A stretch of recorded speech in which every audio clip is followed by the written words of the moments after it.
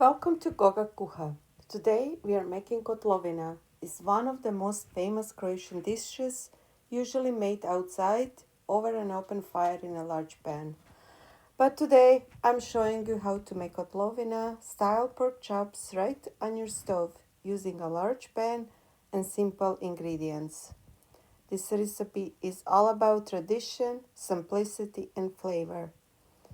So we start by seasoning pork chops, and they will be cooked in their own juices, brown on the edges, and finished with caramelized onions, garlic, and a splash of white wine, just like it's done back home. You don't need any special equipment or fancy spices to make real Croatian food right inside of your house. If you don't have a kotlovina pan, this stovetop version brings the same comfort and taste to your kitchen. I will be serving mine with a mushrooms risotto and simple salad, but you can pair it with whatever you like. So you caramelize the onion because everything starts with the caramelized onions. And then you put your pork chops in a pan and let them kind of brown on one side before you turn them over. So you allow the meat to release its own juices. So kotlovina isn't, you don't add any water. You just really allow the fat and the water to come out of the meat and let them cooked in that. And you cover the pan and let the pork release even more of its natural juices. So as they cook, keep turning them so they brown evenly on both sides. If there is too much liquid, you can carefully remove some and set it aside. Don't throw it away, we'll use it later. So once your pork chops are almost done, we'll add a little white wine. So you remove the meat or you push them aside, remove any extra liquid that you might have, because what we wanted to do, we want to allow the wine to come to the boil and evaporate the alcohol. So without too much liquid, it's great. So once that happens, because we want pork chops can be quite dry, especially if they don't have much fat. So we want to have a bit more of the sauce.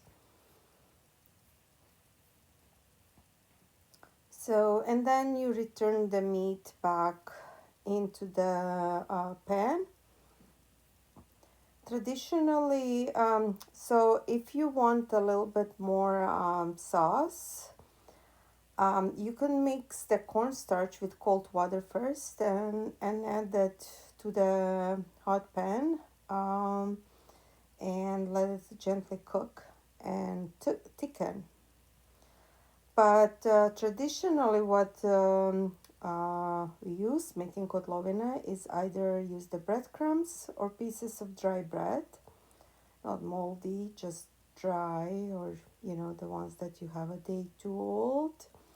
This is how it's often done at kotlovina is served at fairs and outdoor gatherings, where people dip bread straight into the sauce.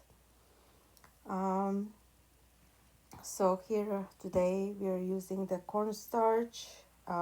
It's easier to show the sauce. If you don't like the cornstarch, you can always add the bread, but do it right from the start because the bread takes a little bit longer to dissolve. And so there it is. Traditionally, um, we would use the pieces that had a little bit more fat on it, so the fat will actually cooked off. And then there is your ready pork chop. And today I'm serving them with a special mushroom risotto but you can serve it with anything else.